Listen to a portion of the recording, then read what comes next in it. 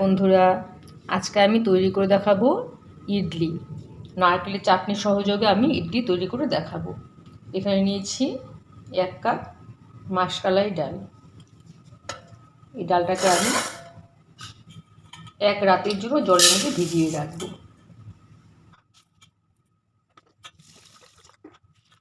ডালটাকে আমি খুব ভালো করে ধুয়ে নিচ্ছি। ডালটা আমি খুব ভালো করে ধুয়ে নিয়েছি। ডালটাকে আমি একটু জল দিয়ে ভিজিয়ে রেখে দিলাম। 1 কাপ ডালের সাথে আমি 2 কাপ চাল নিচ্ছি। আমরা যে ঘরে নর্মাল সেদ্ধ চাল খাই সেই সেদ্ধ চাল আমি 2 কাপ নিয়ে নিলাম। ধুয়ে ভিজিয়ে রেখে দেব। 1 রাতের জন্য চাল ডালটাকে ভালো করে ভিজিয়ে রেখে দিলাম। এই মেথিটা আমি ডালের মধ্যে দিয়ে ভিজিয়ে রাখলাম। 1 চামচ মেথি আছে এখানে।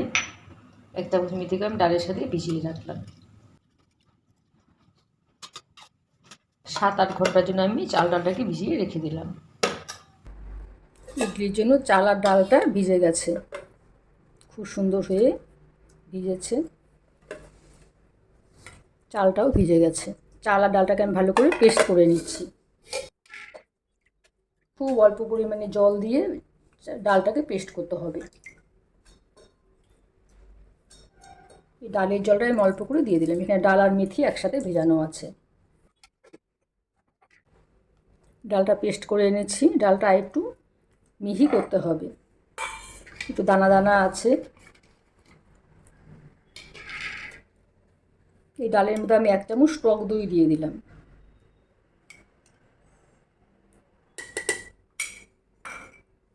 টক দই দিয়ে ডালটা আবার পেস্ট করে আনছি। ডালটা খুব মিহি পেস্ট হয়ে গেছে, একদম মিহি হয়েছে ডালটা। ডালটাকে আমি একটা বাটির মধ্যে নামিয়ে নিচ্ছি। জল ঝরিয়ে বাকি ডালটা আমি পেস্ট করে আনছি। বাকি ডালটা আমার পেস্ট করা হয়ে গেছে। একই পদ্ধতিতে চালটাকেও আমি পেস্ট করে নিচ্ছি।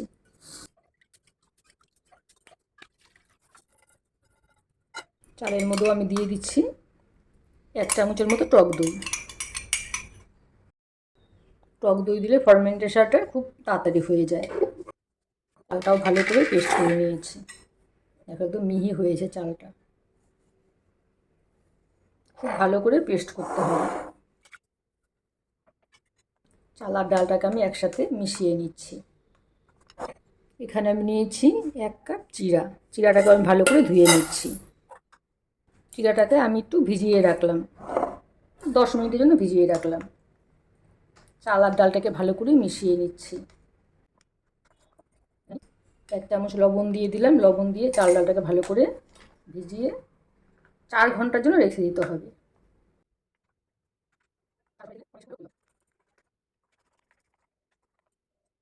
ঢেকে আমি 5 ঘন্টার জন্য রেখে দিলাম। ফিরে এলাম 4 ঘন্টা পর।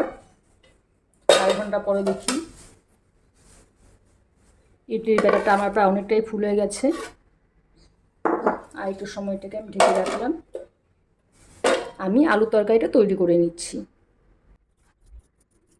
ইডলির সাথে সাম্বার আলুর তরকারি খুব ভালো লাগে।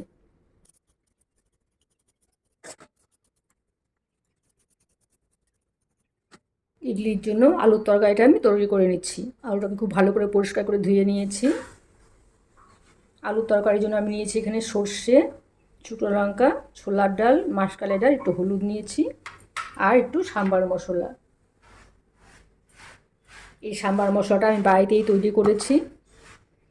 ইউটিউব শর্টসে আমার ভিডিও দেওয়া আছে, চাইলে তোমরা দেখে নিতে পারো। আলুগুলো আমি ছোটো ছোটো পিস করে কেটে নিচ্ছি। আলুগুলো আমি ছোটো ছোটো পিস করে কেটে নিচ্ছি। প্রয়োজনে তোমরা সেদ্ধ আলু দিয়েও তরকারিটা তৈরি করে নিতে পারো।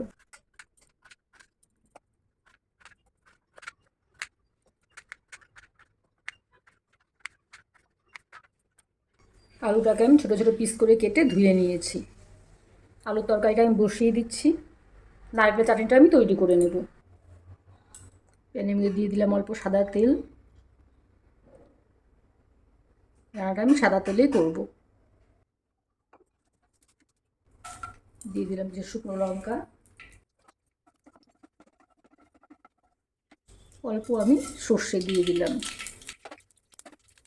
দিলাম অল্প ছোলার ডাল, অল্প মাসকলাই ডাল। সাম্বারের ফোড়নটা খুব ভালো হতে হবে। অল্প পরিমাণ হিং আমি দিয়ে দিলাম, দিয়ে দিলাম কিছুটা কারি পাতা, কাঁচা কাঁচা লঙ্কাও আমি দিয়ে দিলাম, দিয়ে দিলাম কিছুটা টমেটো, আলু দিয়ে আমি এখানে 1.5 চামচ লবণ দিয়ে দেবো। 1/2 চামচের মতো লবণ আমি দিয়ে দিলাম, অল্প পরিমাণ হলুদ আমি দিয়ে দিলাম, দিয়ে খুব ভালো করে নেড়ে চেড়ে আলুটাকে ঢেকে দিতে হবে।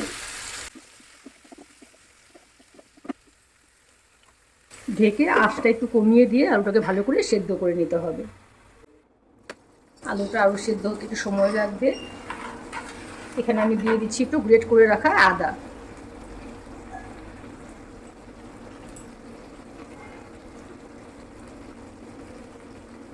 আর দিয়ে দিচ্ছি অল্প তেঁতুল। তেঁতুলটা দিলে সাম্বারের গন্ধটা খুব সুন্দর আসে, খেতেও ভীষণ টেস্টি হয়। টক টক ঝাল ঝাল একটু মিষ্টি মিষ্টি হবে আলু তরকারিটা।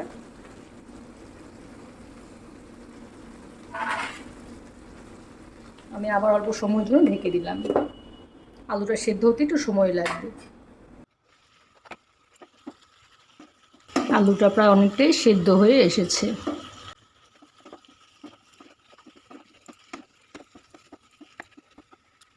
আমি 1 চামচ সাম্বার মশলা দিয়ে দিলাম,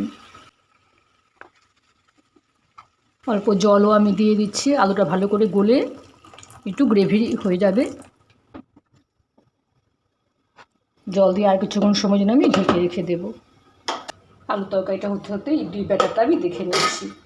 চিড়াটা অনেকটাই নরম হয়ে গেছে, চিড়াটাকে আমি একটু পেস্ট করে নিচ্ছি।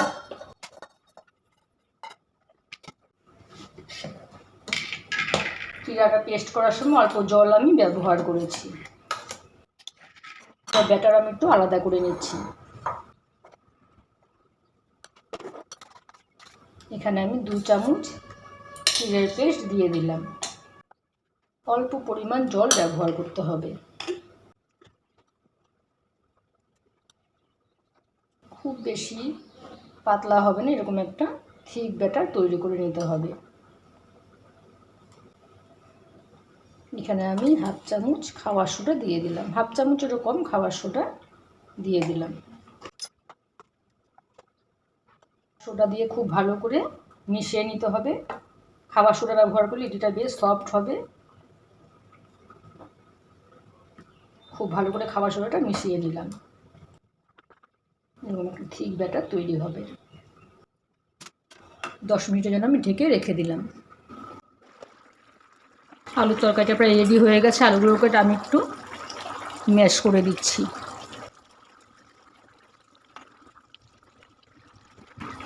অল্প চিনি আমি দিয়ে দিলাম। আলুর তরকারিটা আমার রেডি হয়ে গেছে, তরকারিটা আমি নামিয়ে নিচ্ছি। চাটনিটা আমি তৈরি করে নিচ্ছি। নারকেলটা আমি একটু গ্রেট করে নিয়েছি, মিক্সি বাটির মধ্যে একটু ভালো করে পেস্ট করে নেব। দিয়ে দিচ্ছি 2টো কাঁচা লঙ্কা, আর দিয়ে দিচ্ছি অল্প একটু আদা। নারকেলটাকে আমি একটু পেস্ট করে নিয়ে এলাম। নারকেলের তরকাটা আমি লাগিয়ে দিচ্ছি। অল্প সাদা তেলের মধ্যে তরকাটা আমি তৈরি করে নিচ্ছি।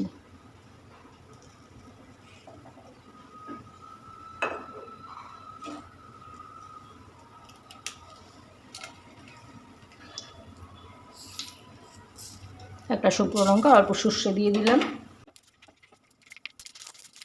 দিয়ে দিলাম অল্প মাসকলাই ডাল, আর অল্প একটা ছোলার ডাল। কিছুটা কারি পাতা আমি দিয়ে দিলাম, পেস্ট করে রাখা নারকেলটা আমি দিয়ে দিলাম।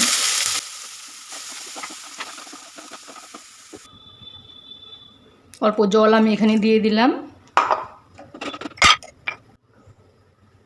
দিয়ে দিচ্ছি অল্প লবণ,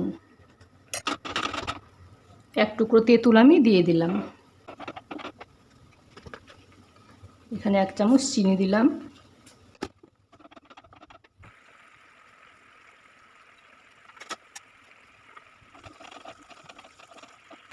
নারকেলের চাটনিটা রেডি হয়ে গেছে।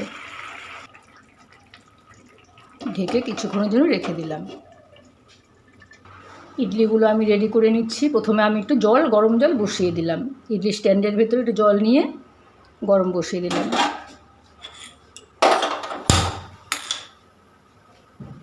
জলটা গরম হতে হতে ব্যাটারটা আমি দিয়ে দিচ্ছি।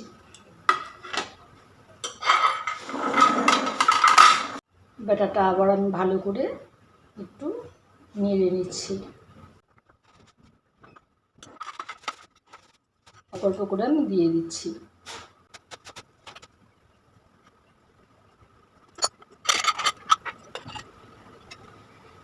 অল্প একটু তেল ব্রাশ করে নিতে হবে, আগেরটাতে আমি তেল ব্রাশ করে দিতে ভুলে গেছি। দেখা যাক শেষ পর্যন্ত ওঠে কিনা ওটা। এগুলোর মধ্যে আমি তেল ব্রাশ করে দিচ্ছি।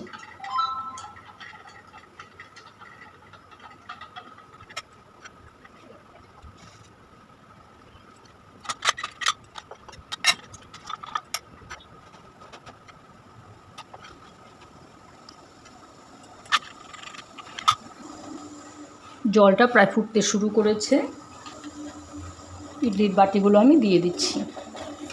15 মিনিটের মতো লাগবে ইডলিটা সেদ্ধ হতে।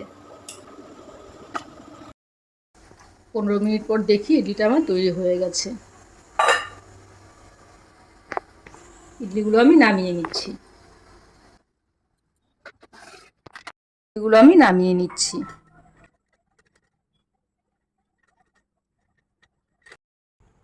ইডলিগুলো আমার তৈরি হয়ে গেছে, নারকেলের চাটনি আর আলুর তরকারি সহ আমি সার্ভ করে দিয়েছি। দেখো ইডলিটা কত স্পঞ্জি হয়েছে আর কতটা সফট হয়েছে।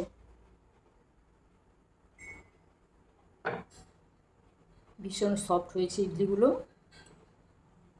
আমার এই রেসিপি তোমাদের কেমন লাগলো জানাবে। আমার চ্যানেলটিকে সাবস্ক্রাইব করে দিও আর লাইক কমেন্ট দিতে ভুলো না। ঠিক আছে বন্ধুরা, আজকের মতো এখানেই রাখছি। টাটা।